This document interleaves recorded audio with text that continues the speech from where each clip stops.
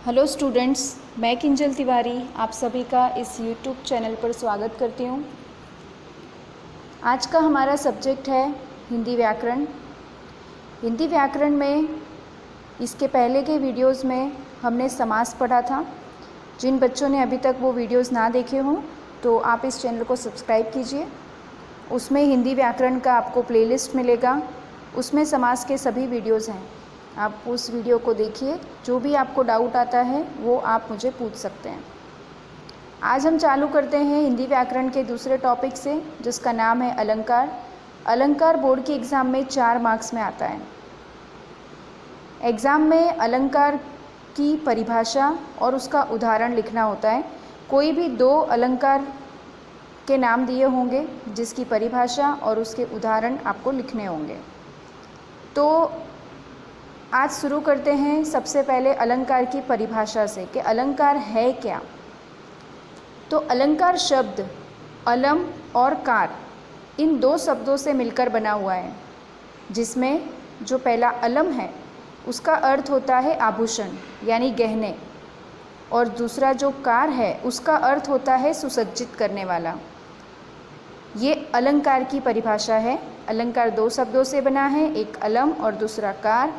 अलम का अर्थ होता है आभूषण यानी गहने जो हम पहनते हैं, और कार का मतलब होता है सुसज्जित करने वाला, मतलब उसकी शोभा बढ़ाने वाला। जिस प्रकार मनुष्य अपनी सुंदरता बढ़ाने के लिए अलग अलग आभूषण यानी गहनों का प्रयोग करते हैं, उसी तरह जो काव्य होती हैं, कविताएं होती हैं, उनकी सुंदरता बढ़ाने के लिए उसमें अलंकारों का उपयोग किया जाता है। तो बस अलंकार क्या है ये आपको याद होना चाहिए। एक वाक्य में आपको याद रखना हो तो जिस तरह से स्त्रियां हैं या पुरुष है वो अपने आप को अच्छा दिखाने के लिए जिन गहनों का उपयोग करते हैं या किसी भी मेकअप का उपयोग करते हैं, उसी प्रकार काव्य की सुंदरता बढ़ाने के लिए, काव्य को अच्छा बनाने के लिए उसमें जिन चीज़ों का उपयोग किया जाता है उसे अलंकार कहते हैं। अब अलंकार के प्रकार हम पढ़ने जा रहे हैं। अलंकार के भेद कहिए या प्रकार कहिए, तो आपको सिर्फ 2 ही प्रकार पढ़ने हैं इसमें। पहला प्रकार है शब्दालंकार और दूसरा है अर्थालंकार। हम आज शुरू करेंगे शब्दालंकार से। तो शब्दालंकार की परिभाषा आपको एग्ज़ाम में आ सकती है लिखने के लिए। तो शब्दालंकार क्या है? तो जिस काव्य की शोभा शब्द के द्वारा बढ़े उसे शब्दालंकार कहते हैं। देखिए, इस जो अलंकार है इसके नाम से ही इसकी परिभाषा आपको याद रहेगी। शब्द लिखा है, शब्दालंकार अर्थात शब्द है, यानी ऐसा कोई भी काव्य जिसको सुसज्जित करने के लिए हम शब्द का उपयोग करेंगे, अलग अलग शब्दों का, उसे हम शब्दालंकार कहेंगे। अब शब्दालंकार के भी 3 प्रकार हैं, अनुप्रास अलंकार, यमक अलंकार और श्लेष अलंकार। तो आइए देखते हैं अनुप्रास अलंकार क्या है। तो उसकी परिभाषा आपको याद रखनी है। जिस काव्य में कोई भी वर्ण का अर्थ होता है, जैसे क, ख, ग, घ, अंग, च, इस तरह जो वर्णमाला में जो वर्ण आते हैं वो वर्ण है। तो जिस काव्य में कोई भी वर्ण यानी क, ख, ग, घ में से कोई भी ज्ञ तक जो है उसमें से कोई भी एक से अधिक बार आए उसे अनुप्रास अलंकार कहते हैं। बस ये ध्यान रखना है, अनुप्रास में क्या होगा, कोई भी एक वर्ण होगा वो एक से अधिक बार आएगा। अब इसका उदाहरण भी याद रखना है आपको। उदाहरण है चारू चंद्र की चंचल किरणें खेल रही थी जलथल में। ये उदाहरण है। तो अब आप इसमें देखिए, हम जैसे अभी परिभाषा में हमने पढ़ा कि कोई भी वर्ण है वो एक से अधिक बार आएगा, यानी क, ख, ग से लेके ज्ञ तक में जो भी वर्ण है वो रिपीट होगा।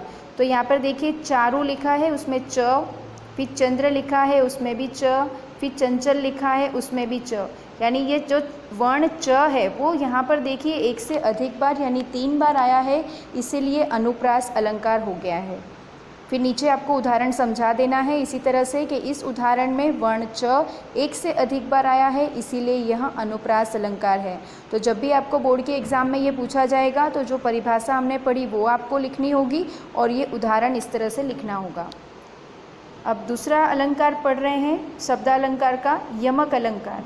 इसकी परिभाषा है जिस काव्य में कोई भी शब्द एक से अधिक बार आए। ध्यान रखना है, यहाँ पे शब्द लिखा हुआ है, और जो अनुप्रास अलंकार था उसमें वर्ण लिखा था। जिसमें वर्ण रिपीट होते हैं वो अनुप्रास है, और जिसमें शब्द रिपीट होते हैं एक से अधिक बार आए और हर एक शब्द का अलग अलग अर्थ हो तब वो यमक अलंकार होता है। अब उदाहरण देखते हैं। कनक कनक ते 100 गुनी, मादकता अधिकाय, या खावे बौराए जग, या पावे बौराए।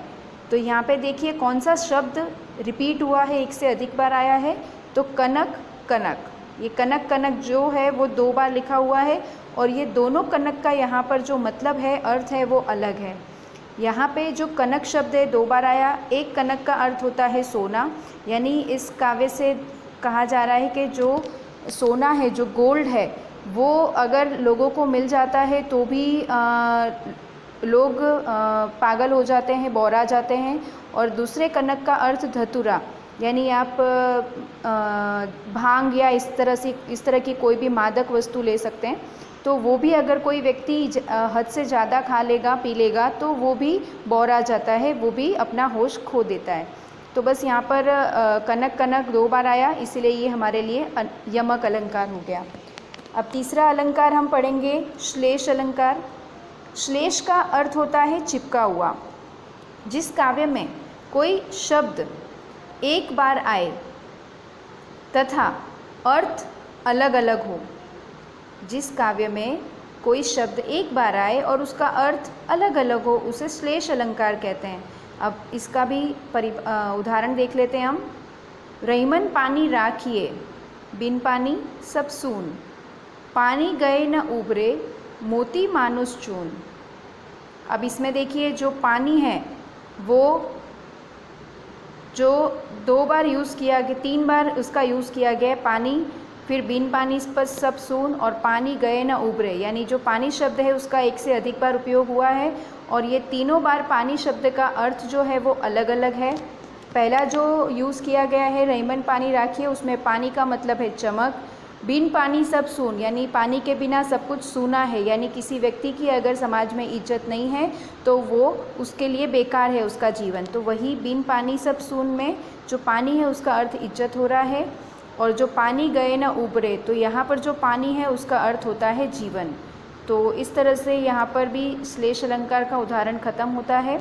आज हमने शब्दालंकार के जो 3 प्रकार थे वो ख़त्म किए। अगला वीडियो जब हम बनाएंगे तब अर्थालंकार के बारे में डिटेल में पढ़ाई करेंगे। तो इसमें जितने भी अलंकार मैंने पढ़ाए, जितनी परिभाषा पढ़ाई, उदाहरण पढ़ाए, वो आप सबको याद रखने हैं। और इसे कोई एक नोटबुक में आप लिख लीजिए जिससे बार बार आपको वीडियोस ना देखने पड़े। तो आज के लिए इतना ही है। Thank you for watching this video. Take care everyone. Bye bye.